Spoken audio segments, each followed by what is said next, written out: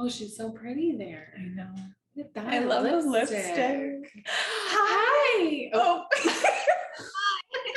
Tricked us. Hello.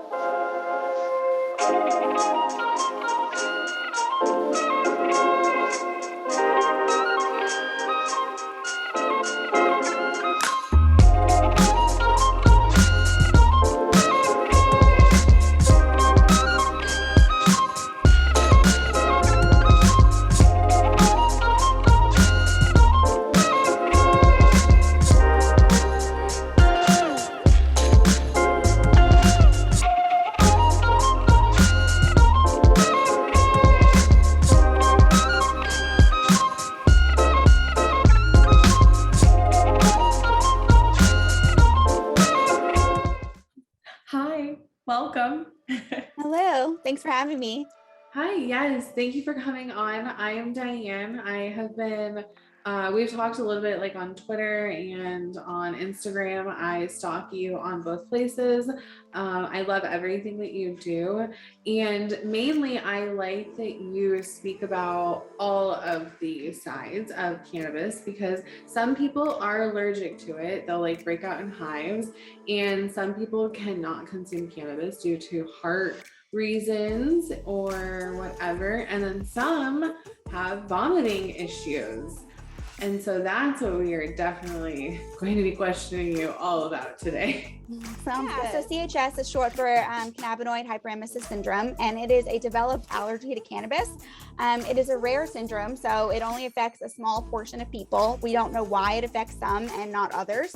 It can occur, the literature says, from long-term heavy cannabis use, but my data, I've surveyed 330 patients who have it, and my data says otherwise. It can affect people who are using for less than a year and using lightly, which leads me to believe that this is some type of genetic condition that we are all like, we have a genetic mutation that makes us prone to developing this syndrome. And it's like a matter of like time when we're going to develop it. But because of lack of research with all things cannabis, we really don't know.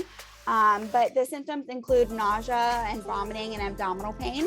And there's 3 different phases to CHS. There's the prodromal phase, which is the beginning phase. And that's when people normally experience the nausea, some acid reflux-like symptoms like burping, and then abdominal pain. And then there's the hyperemetic phase, which is when people start to throw up. And then there is the recovery phase when people stop consuming and then they actually start to get better and see improvement.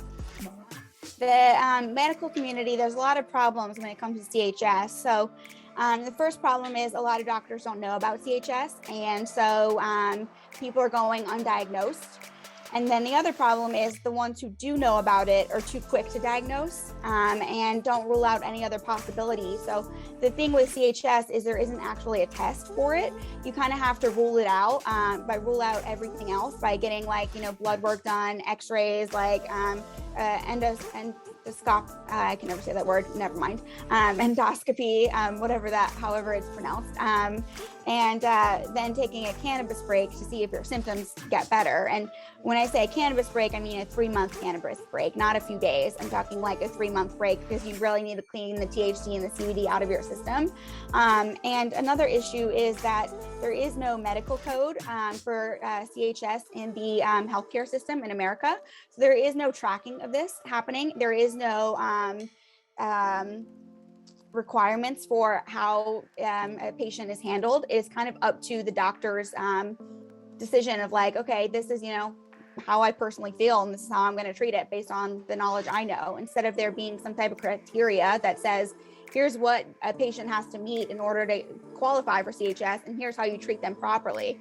It's kind of up to the doctor if they know about it or if they don't know about it, unfortunately.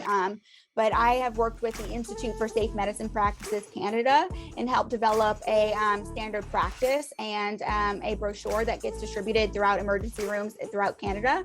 So I'm hoping to be able to take that same type of concept and bring it to America next. Is that where you're based in Canada then?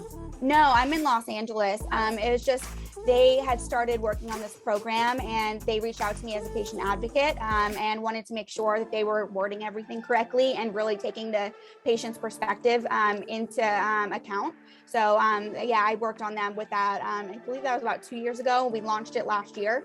And any emergency room can actually go and download the brochure, and they can pay like $20 to get their hospital logo on the brochure and get it just like easily printed out to distribute. But I just don't see the desire for doctors to be doing that in America yet.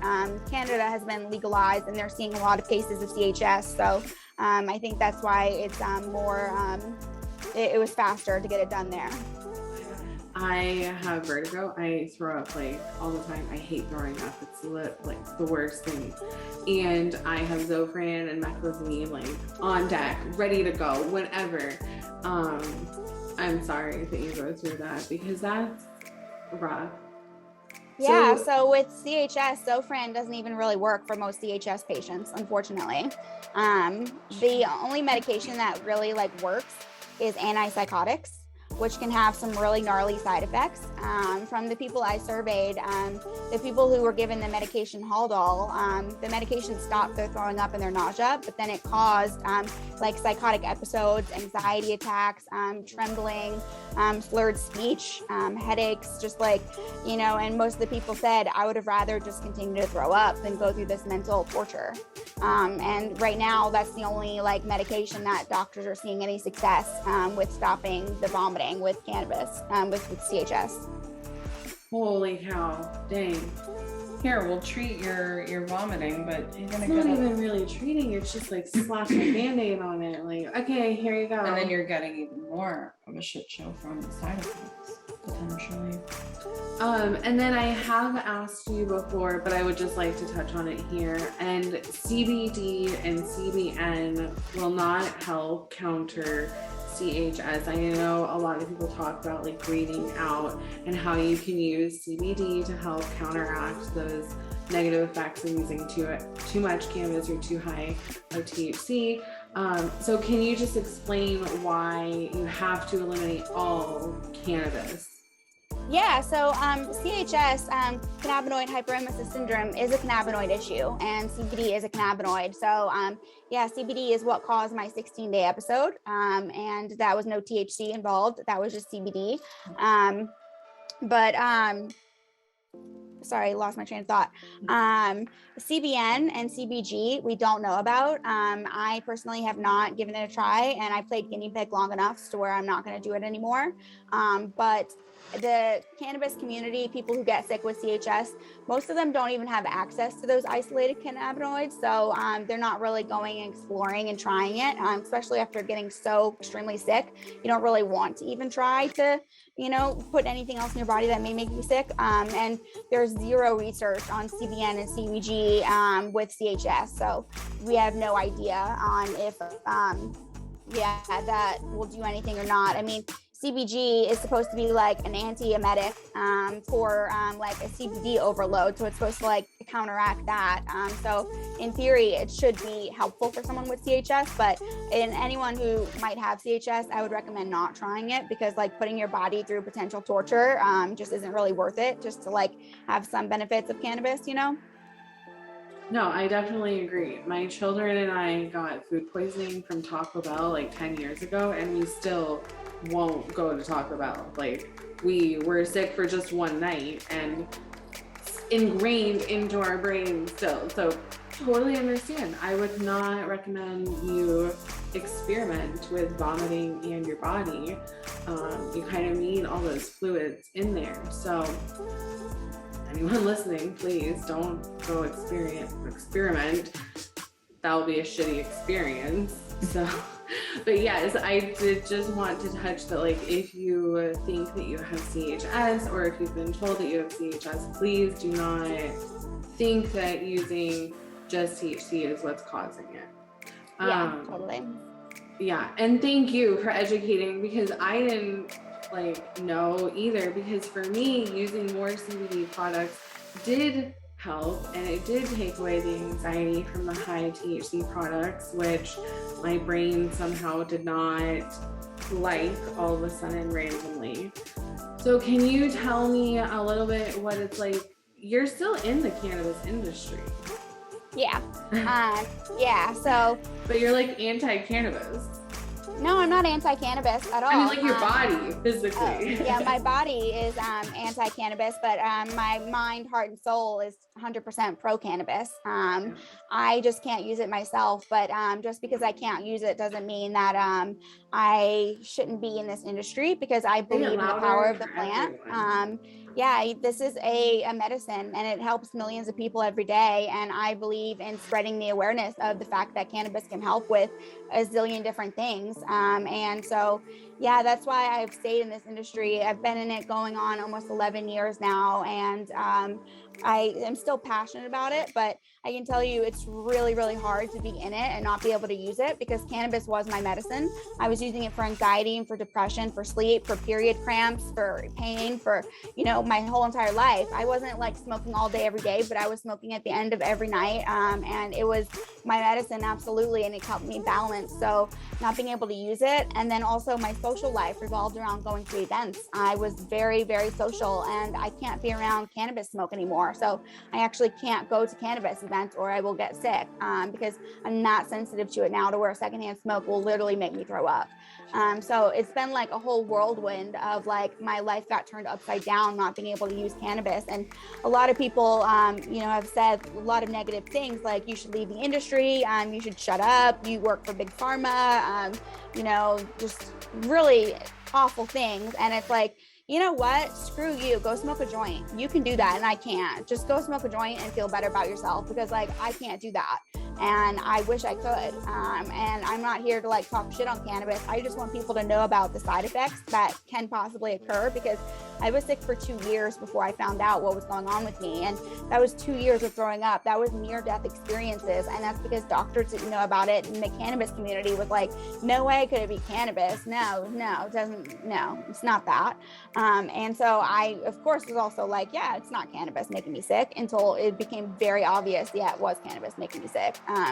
But yeah, I struggle with like being in it and not being able to use it. But at the end of the day, like I know I'm making an impact and helping people, both like with spreading awareness about CHS and helping people like learn about what's going on with their body, and then also helping people get more access to cannabis by spreading awareness about the pros of the plant.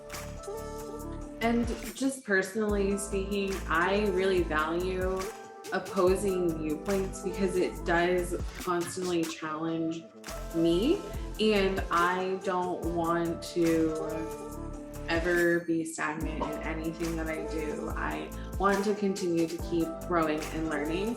Oh my gosh, I'm so sorry that people have said those terrible things, because realistically, like you matter in this space, because you will help anyone else dealing with CHS. And if people are, I hate that sometimes in this community we have like very, very closed-minded people, and that it's like cannabis is the end all be all, cures all, saves all.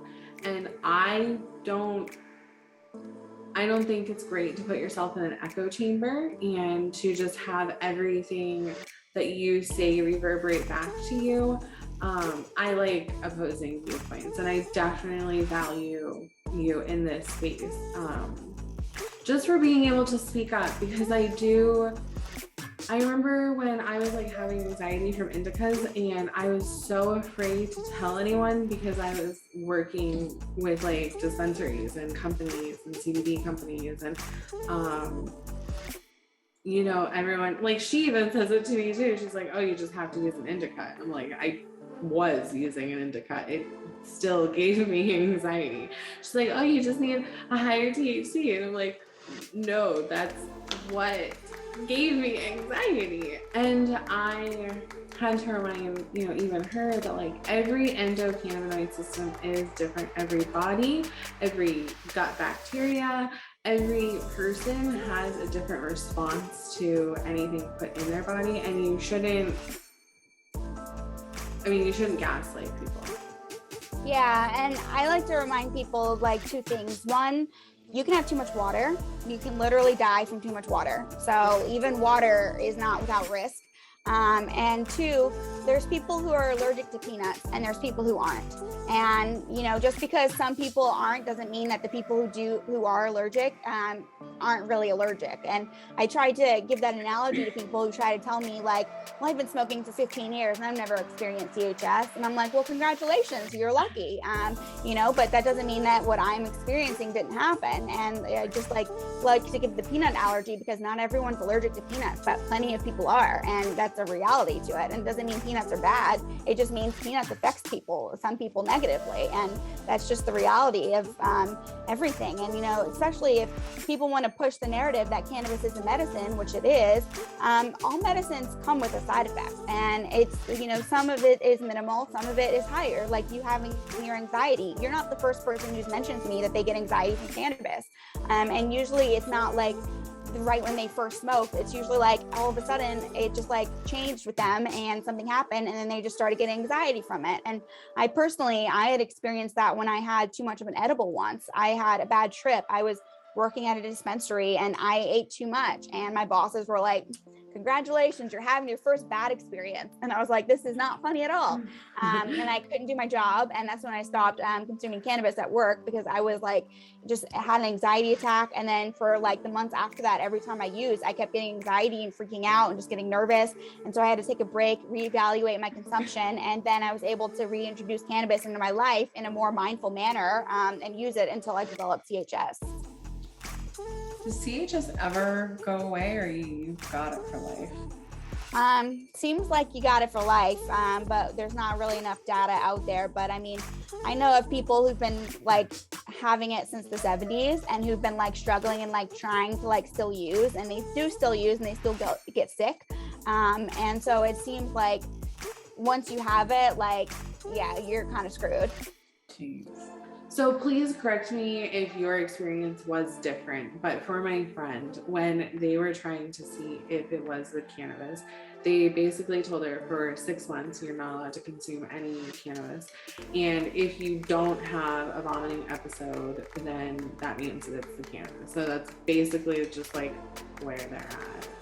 Yeah, that is pretty much how it is. Like a 3 to 6 month break is what a person needs to do. And then like after they hit the 3 month point, like if they don't get sick, like then it's like, okay, yeah, is cannabis making you sick? And it's really just like the process of elimination. And yeah, you know, I had quit using and I was still sick for weeks after. So it takes a while to get THC and CBD out of your system. It's not like an immediate thing. It takes some time. So yeah, if anyone thinks that they have CHS, I recommend reevaluating your cannabis use and just like taking a look at it, trying to cut back, taking a break, you know, being more mindful of your consumption, because you don't want to get to the point where I'm at, where you can't even be around secondhand smoke, because that's really awful. Like, you know, when your friends are all just sitting there smoking weed and you have to leave the room, like that's not pleasant at all. So I recommend people just being more mindful of their use and listening to their body and paying attention to warning signs like early morning nausea and abdominal pain.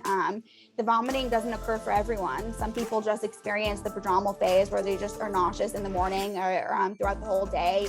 So yeah, I recommend people just like being more mindful and pay attention to their body. Yeah, people in the cannabis community love to say, oh, it's neem. It's caused by neem. And that's just not true at all. I believe neem poisoning can be a thing. I'm not discrediting that could be a possibility that exists, but that's not what CHS is. I smoked pesticide-free flower, neem-free flower, and still got sick and had a 4-day episode. And I know of like 150 people, probably more than that, but that's how much in my survey did homegrown and didn't use any additives and still got CHS. And plus CHS affects people throughout the whole entire world. And so what are these people all just like smoking neem flower? And how come, you know, my friend can smoke the same flower as me and they don't get sick, but I get sick? Like if it was a pesticide issue, we'd be seeing way more widespread. And then also like California is the strictest when it comes to testing. cannabis. So how could pesticide ridden cannabis even make it to the market? It couldn't, because the testing is so rigorous. Like it's not possible. So yeah, people like to say it's meme, but they just saw one article on this website called Steam It, which is not a credible source at all. And somehow that article has gone viral over and over and over. Instead of actually listening to patient stories and speaking to people who have CHS, who've had the experience. Like, I wish it was pesticides, because then that would mean if I smoke pesticide-free weed, I'd be in the clear, you know, then I'd be able to use weed. And unfortunately, it's not pesticides. Yeah, and it's not just like a vaping thing. From the people I surveyed, the majority of people use flower, and they use it in a variety of forms: bong, joint, etc. And only 3 people out of the 330 were edible users solely, without like vaping or dabbing or smoking. There's plenty of people who are using edibles with smoking flower, but the majority of people were just like straight smoking flower. And one thing that I didn't get in my survey was like asking people the THC percentage of the flower they were smoking. That's just not something really that patients are tracking. People don't have a list of like, okay, on Tuesday I smoked 28% THC flower, and you know, it's not readily available information. So who knows, maybe the high THC percentage that we're seeing in flower these days, it could be what's triggering CHS in some people, but we don't know. And that is a really great point. We don't know. We don't know. There is not enough damn research for cannabis, like anywhere, for the pros or the cons side. Yeah, and when people like to say like, show me the research, like show me research about CHS, like prove it to me, prove it. I'm like, show me the research about cannabis being a medicine. Like, you prove it to me, show me. Like, you know, we are lacking medicine. We only have anecdotal evidence like all around, and that's enough to be a voice for the pro. So why isn't it enough to be a voice for the potential negative? Like, it's a bit ridiculous how people like to say that, of like, we need the research. And I'm like, yes, we do need research, but we also need to listen to the stories that are coming out and listen to people, because we do have information at hand and you're just choosing to ignore it. So let's just like acknowledge what information we do have, try to collect more information, try to spread awareness and help more people, instead of just like writing it off and it not being a thing. Yeah, I recommend people to read the Washington Post article about me and my experience with CHS, because that one is like the most deep dive that any journalist has really gone into my story.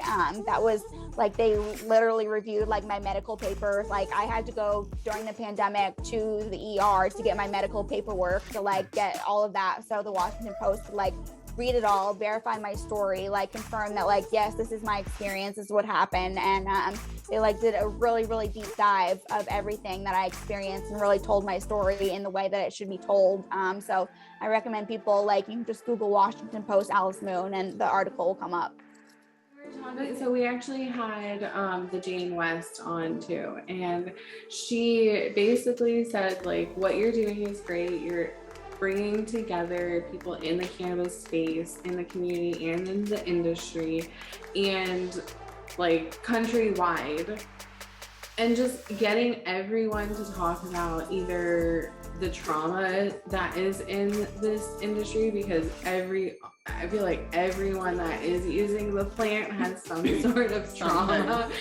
So we're all definitely using it for one thing. But I do think that like, we need to remember that yes, I may be using it for medication, but I am not going to be using Xanax for the same reason maybe she is using Xanax for, and she's not going to have the same reaction from Zoloft like I will. And if we can recognize that in pharmaceuticals and be all anti-pharmaceuticals, which I'm not anti-pharmaceuticals, I 100% believe in science and homeopathy, like homeopathic togetherness. So I hope we can get to that. I agree with you that we're not there yet. Everyone still kind of thinks that like, there's still that rumor that RSO can help cure cancer. And I have a friend whose mom did that whole regimen that Rick Simpson said and still died from cancer. So how are you gonna go hard for cannabis when it's not been proven? But everyone does get their anecdotal evidence, and they have their opinions that they think are very true. And I really do like that you're like speaking about the opposite side. And I don't know, we should like have you on for like a monthly session of like, hey guys, don't forget this is real, just because I don't feel like anyone takes that seriously. Like, I know people also who have suffered, like I follow this one lady, she's in Canada and she has CHS, she still tries to consume. And I'm like, why girl? Yeah, for a lot of people, it's really hard to let go of their medicine. And, you know, since people use it for so many different reasons, it's like just a challenge to remove cannabis from your life. But like with me, it was like a life or death situation. So I chose life. But I get why some people still try to consume, because I went through that process of like, maybe if I just try a little bit, maybe I can do it. And it's like, no, you can't. No. But yeah, everyone's body is different. So some people can handle like small amounts of cannabis, like with CHS, but the majority of people can't handle any cannabis use at all. But yeah, it's a gnarly syndrome. I wouldn't wish it on my worst enemy, and I hope that we get a cure in my lifetime so I can go back to smoking weed. Okay, so for our listeners, to help anyone self-diagnose and maybe talk to a doctor, are there like symptoms or some things that you would tell us to be aware of? Yeah, so the nausea thing is very common, and it's really most common in the morning, like right when you wake up. That's when people with CHS experience the most, is the morning nausea. So be aware of that. If you wake up and you feel really sick for, you know, every day for like a week, well, you might have CHS. It could be something else. With the whole getting tests done to rule out every other possibility, that can be very, very expensive. I spent like $70,000 in medical bills because I had to get so many tests done, and then ultimately like I was hospitalized, and there was an urgent care and procedures and just everything that goes along with it. So it's not necessarily accessible for everyone to go and get a bunch of tests done. So I recommend, if you think that you have CHS, to take a cannabis break, take a 3-month break and see if you get better. And if you're not getting any better after 3 months, then talk to your doctor and get a bunch of tests done and go that route. But I mean, if you are wealthy and have the financial means, then by all means, like get every single test done, like do it as much as possible. But like, why put yourself into debt if really stopping might be the solution? Yeah, well, thank you so much for having me on today. It's been a pleasure. Yeah, we've really enjoyed having you on too. I really have, and I hope that you'll come back and talk about all of your social media expertise, because you definitely have a lot of tips and tricks there too.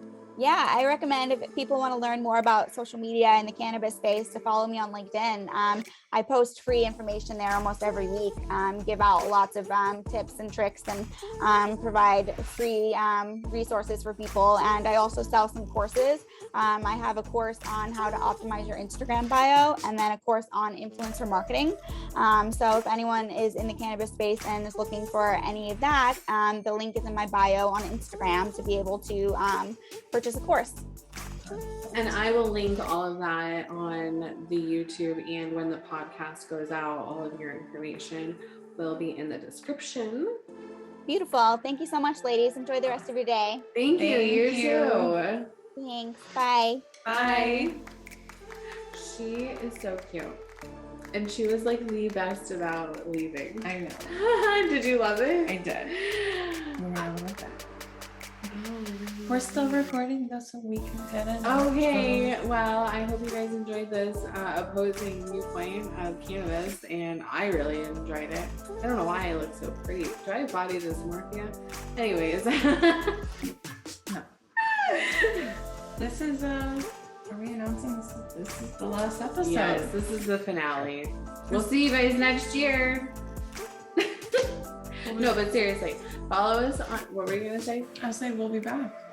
Yes, we will be back next year. Follow us on Instagram so you know when we come back. Follow us on YouTube so you know when we come back. Don't follow us in real life because that would be creepy. And stalking and a crime. And yes, you can find us at the Green Hangout. And Yeah. is that it? That's it. Okay, perfect. Thanks. Bye. Bye.